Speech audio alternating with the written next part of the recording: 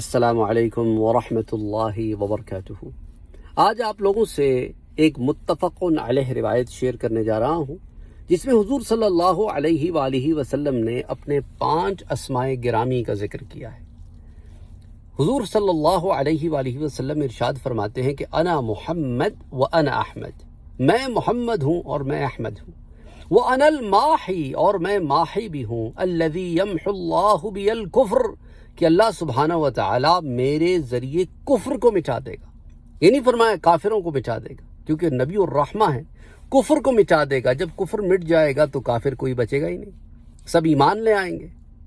اور اسی سلسلے کی کڑیاں ہم وقت کے ساتھ ساتھ دیکھتے چلے آ رہے ہیں، اور اسی سلسلے کی کڑیاں امام مہدی کی صورت میں اور پھر سیدنا عیسیٰ علیہ السلام کے نزول کی صورت میں ہمارے سامنے آئیں گی، کہ پھر اس کے بعد وہ وقت آئے گا کہ جہان میں کوئی ایسا نہ بچے گا جو کلمہ گو نہ ہو، تو کفر کی جڑیں کٹ جائیں گی۔ الماحی الذی یمحو اللہ بی الکفر وانا الحاشر اور میں حاشر ہوں، الذی یحشر الناس علی قدمی کہ لوگوں کو میدان حشر میں میرے بعد جمع کیا جائے گا۔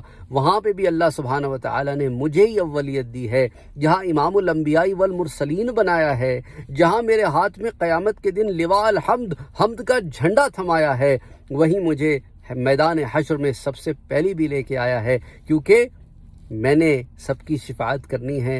تو اللہ سبحانہ و تعالی نے مجھے یہ اعزاز بھی قیامت کے دن دینا ہے، اور ساتھ ہی ساتھ یہ بھی فرمایا کہ انا العاقب اور میں ہی عاقب ہوں، یعنی سب سے بعد میں آنے والا ہوں، آخری نبی ہوں۔ انا خاتم الانبیاء والمرسلین، میں آخری نبی ہوں، آخری رسول ہوں، کہ لا نبی بعدی ولا رسول بعدی کہ میرے بعد کوئی نبی نہیں ہے، کوئی میرے بعد کوئی رسول نہیں ہے، آیا آخر میں ہوں اور اولیت ہے میری۔ اللہ اکبر اللہ اکبر۔ یہ شان محمد مصطفیٰ ہے کہ حضور دائرے نبوت و رسالت کی تکمیل کرنے والے ہیں، اور آپ کی یہ شان ہے کہ اللہ سبحانہ و تعالی نے آپ کو امام الانبیاء والمرسلین بنایا ہے۔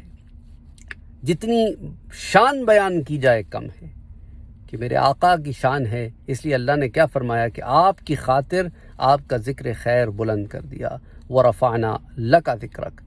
السلام علیکم ورحمۃ اللہ وبرکاتہ۔